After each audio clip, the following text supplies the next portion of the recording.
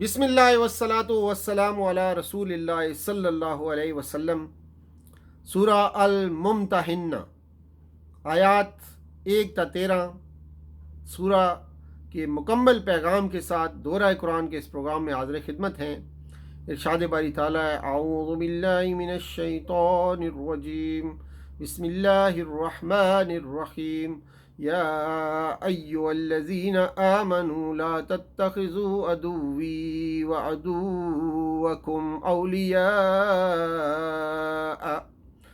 اولیاء تلقون الیہم بالمودۃ وقد کفروا بما جاءکم من الحق یخرجون الرسول وإیاکم ان تؤمنوا باللہ ربکم ان کنتم خرجتم جہادا فی سبیلی وابتغاء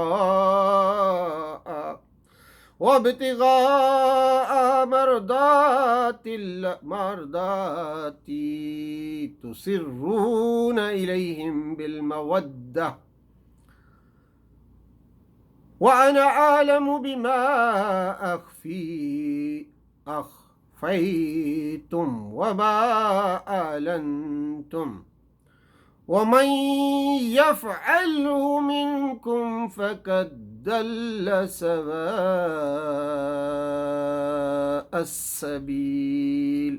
صدق اللہ العظیم۔ رب اشرح لی صدری ویسر لی امری واحلل عقدۃ من لسانی یفقہوا قولی۔ اللہم ارنا الحق حقا وارزقنا اتباعہ وارنا الباطل باطلا وارزقنا اجتنابہ، آمین یا رب العالمین۔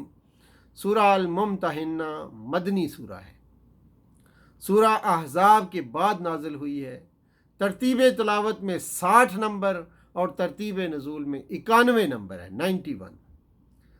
اس سورہ میں ہجرت کر کے آنے والی عورتوں کا امتحان لینے کا ذکر ہے، جس کی وجہ سے سورہ کا نام الممتحنہ، امتحان لینے والی سورت رکھا گیا ہے۔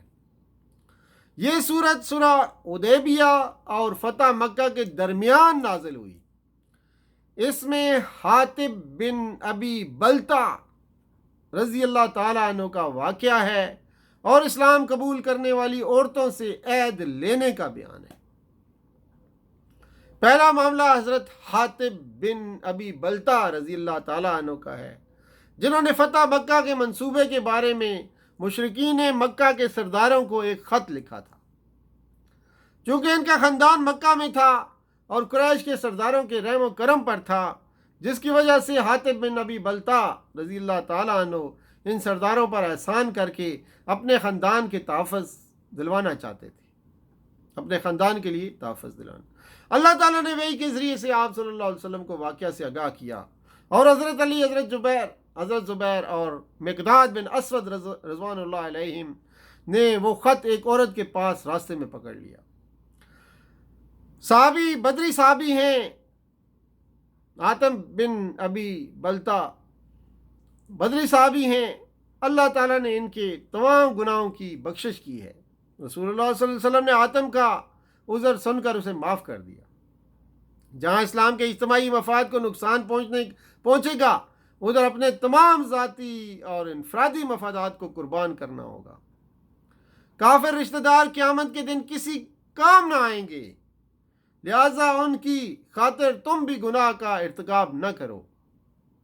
ابراہیم علیہ السلام کی زندگی ہمارے لیے نمونہ ہے، مگر ان کا اپنے والد کے لیے استغفار طلب کرنا یہ قابل تقلید نہیں ہے، کیونکہ یہ ابراہیم علیہ السلام کا اپنے والد کے ساتھ ایک وعدہ تھا، جس کی وجہ سے انہوں نے اپنے والد کے لیے استغفار طلب کیا، ورنہ کسی کافر کی بخشش کے لیے دعا کرنا جائز نہیں۔ دوسرا معاملہ ان مسلمان عورتوں کا ہے جو صلح حدیبیہ کے بعد مکہ سے ہجرت کر کے مدینہ آنے لگی تھیں۔ ان کے بارے میں سوال پیدا ہو گیا تھا کہ شرائط صلح کی روح سے مسلمان مردوں کی طرح کیا ان عورتوں کو بھی کفار کے حوالے کر دیا جائے۔ ان کے بارے میں یہ مسئلہ بھی تھا کہ جب مسلمان مکہ سے ہجرت کر کے آ رہے تھے تو کچھ مہاجر عورتیں ایسی تھیں جن کے شوہر کافر تھے اور مکہ میں رہ گئے تھے، جبکہ کچھ مسلمان مرد بھی ایسے تھے ان کی عورتیں کافر تھیں اور وہ خود مسلمان ہو کر مدینہ آئے تھے۔ اس کے درمیان رشتہ ازدواج کے حوالے سے حکم نازل ہوا جو اسی صورت میں موجود ہے۔ اور پھر تیسرا معاملہ یہ تھا کہ جب عورتیں ایمان لا کر بیعت کے لیے رسول اللہ صلی اللہ علیہ وسلم کی خدمت میں حاضر ہوں تو آپ صلی اللہ علیہ وسلم ان سے کن باتوں کا عہد لیں۔ مسلمانوں کو تسلی دی گئی ہے کہ اپنے رشتہ داروں سے علیحدگی بہت مشکل کام ہے، لیکن بعید نہیں کہ تمہارے وہی رشتہ دار مسلمان ہو کر تم سے آ ملیں۔ مسلمانوں کو کافر دشمن اور کافر غیر دشمن میں فرق کرنا چاہیے۔ صلح حدیبیہ صرف مردوں کے بارے میں نہ تھا، صلح حدیبیہ صرف مردوں کے بارے میں تھا نہ کہ عورتوں کے بارے میں۔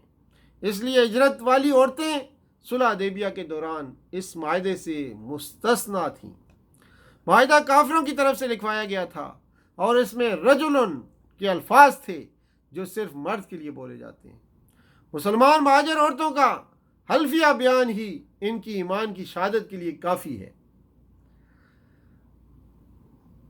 مذکورہ حکم کی روح سے ان مہاجر عورتوں کو جو مہر کافر شوہروں نے دیا تھا وہ واپس کرنا پڑے گا، اور دارالسلام میں ان کا نکاح ایک نئے مہر کے ساتھ ہوگا، اور اسی طرح کافر عورتوں سے بھی مہر واپس لینا ہوگا۔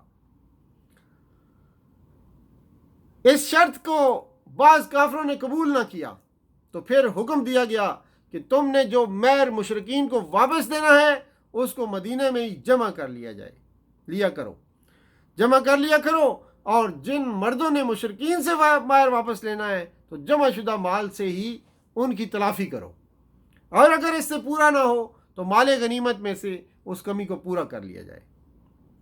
نبی کریم صلی اللہ علیہ وآلہ وسلم نے فتح مکہ کے موقع پر مردوں سے خود بیعت لی اور حضرت عمر فاروق رضی اللہ تعالیٰ عنہ کو مامور کیا کہ وہ عورتوں سے مذکورہ باتوں پر بیعت لیں۔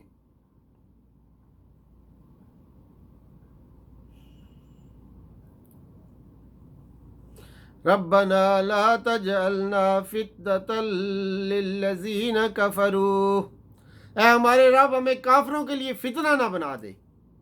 اہل ایمان کا کافروں کے لیے فتنہ بننا کئی طرح ہوتا ہے، مثلا یہ کہ کافر ان پر غالب آ جائیں اور اپنے غلبہ کو اس بات کی دلیل قرار دیں کہ وہ حق پر ہیں۔ دوسری صورت یہ ہو سکتی ہے کہ کافروں کا ظلم و ستم ان کی حد برداشت سے بڑھ جائے اور آخر کار وہ ان سے دب کر اپنے دین و اخلاق کا سودا کرنے پر اتر آئیں۔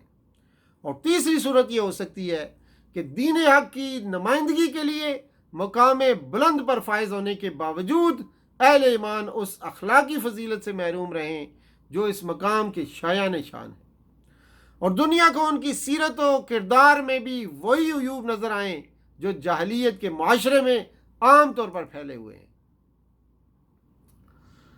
تو یہ تھا سورہ الممتحنہ کا پیغام جو آپ کی خدمت میں پیش کیا گیا۔